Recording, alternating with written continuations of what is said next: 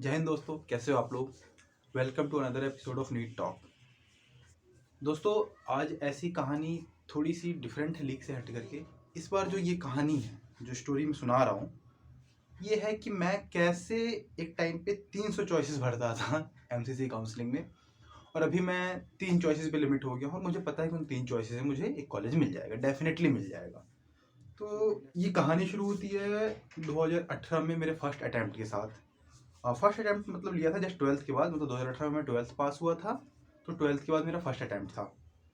सो उस टाइम जब अटैम्प्ट लिया था तो उस टाइम मेरे मार्क्स आए थे 297 आउट ऑफ 720, जिसमें 30 फिजिक्स में थे, 197 बायो में थे एंड 70 केमिस्ट्री में थे। और मेरी रैंक थी 1,84,075, या 1,84,075, जहाँ तक मेरे को रैंक याद है। तो पता था कि इस रैंक में कहीं कुछ नहीं मिलने वाला, बस ये था कि मैं नीट क्वालिफाइड था, बट 50% मार्क्स भी नहीं थे।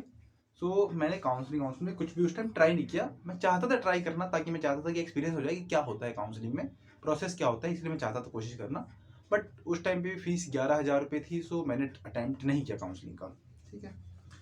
देन उसके बाद मैं दक्षिणा फाउंडेशन, एक कोचिंग इंस्टीट्यूट जहाँ पे मैंने फर्स्ट ड्रॉप लिया था, वहाँ पे मेरा सिलेक्शन हो गया।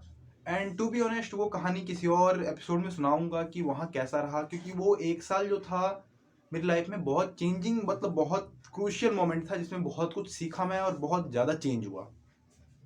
सो 2019 में दक्षिणा में स्टडी करने के बाद, मतलब 2019 में जब मैंने सेकेंड अटैम्प्ट लिया, तो उस टाइम जब अटैम्प्ट लिया तो मेरे मार्क्स आए, मैंने माउंट जो काउंट किए थे मैंने, तो मेरे मार्क्स जो मैंने काउंट किए थे एग्जाम के बाद, तो 541 काउंट हो रहे थे, जिसमें मेरे को डर था कि कॉलेज मिलेगा नहीं मिलेगा, मिलेगा नहीं मिलेगा। बट जब रिजल्ट आया तो और शॉकिंग था और ज़्यादा डिसअपॉइंटिंग था कि मेरे मार्क्स 515 थे। सो आई वॉज लाइक कि नहीं मिलने वाला, but let's go for the counselling. अब पेपर में क्या था कि अब पेपर 720 नंबर का था, तो उसमें मैंने चार चार से पांच क्वेश्चन ऐसे तुक्के मार दिए थे, मतलब 720 में 720 अटेम्प्ट करके आया था, बट 4-5 क्वेश्चन तुक्के मार के आया था। उस टाइम पे ये नहीं था कि यार क्या पता सही हो जाए, क्या पता सही हो जाए, जहाँ की मैं गलत था। अगर आपको श्योर नहीं है तो आपको डेफिनेटली उस क्वेश्चन को छोड़ना चाहिए, बिकॉज 0 इज बेटर देन -1। तो उस टाइम पे क्या हुआ कि उस टाइम पे मेरी रैंक थी 40,301, 40,301 रैंक थी मेरी।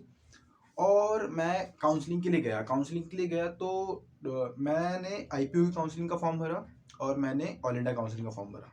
ठीक है। मैं नेटिवली बिहार से बिलोंग करता हूँ, तो उस टाइम मैं बिहार की काउंसलिंग लेट हो गया था, क्योंकि मुझे कोई आइडिया नहीं था कि क्या कैसे होती है काउंसलिंग। तो मैंने आईपीयू और एमसीसी की काउंसलिंग भरा। तो उस टाइम पे जब चॉइसेस थे तो अराउंड 300 चॉइसेस थे आई गेस। अभी तो बहुत 343 हो गए हैं जो अभी लेटेस्ट आ रहा है उस हिसाब से। बट उस टाइम पे 300 चॉइसेस थे और मैंने सारे चॉइसेस फिल किए, सबके सब फिल किए। यहाँ तक कि मैं इस चीज़ के लिए भी रेडी था कि अगर मुझे अंडमान निकोबार पे भी भेज दिया जाता है ना, तो कोई दिक्कत नहीं है, मैं चला जाऊंगा, बट मुझे एमबीबीएस करना है, किसी भी हालत में कॉलेज चाहिए। बट उसमें एक राउंड हुआ तो रैंक से पता चल गया था कि जो मेरी रैंक है ना, उस पर मैनेजमेंट सीट कोटा से सीट जा रही है, मतलब डीम्ड यूनिवर्सिटी में एडमिशन हो सकता है। फिर मैंने सोचा कि क्या पता आईपीयू में हो जाए, तो आईपीयू में लगभग 4-5 या 1 वीक तक कंटिन्यूसली दौड़ते रहे, यहाँ तक कि लास्ट मॉपअप राउंड तक दौड़े। और उसका एक इंस्टेंस और था कि उसमें आईपीयू में एसीएमएस में काउंसलिंग होती है, तो उसमें कैटेगरी का कोटा था कि जो आर्मी के जो बच्चे होते हैं, आर्मी वालों के जो बच्चे होते हैं, उसके अंदर एससी कैटेगरी में पीडब्ल्यूडी में कोटा था। और उसका इंस्टेंस सुनाता हूँ कि अंदर से गार्ड आया, उसने बोला कि 50,000 रैंक तक कोई है, शायद एक सीट बची हुई थी, कोई बच्चा नहीं था। मतलब वार्ड जो कोटा वार्ड का होता है जो उसके बाद मतलब जो आर्मी वार्ड है, उसके एससी कोटा में, पीडब्ल्यूडी कोटा में। तो उन्होंने बोला 50,000 रैंक तक कोई है, तो कोई भी नहीं था 50,000 रैंक तक। फिर उन्होंने बोला कि 1 लाख रैंक तक कोई है, फिर नहीं था कोई रैंक। फिर गार्ड अंदर गया, फिर उसने बोला 2 लाख रैंक तक कोई है, कोई नहीं था।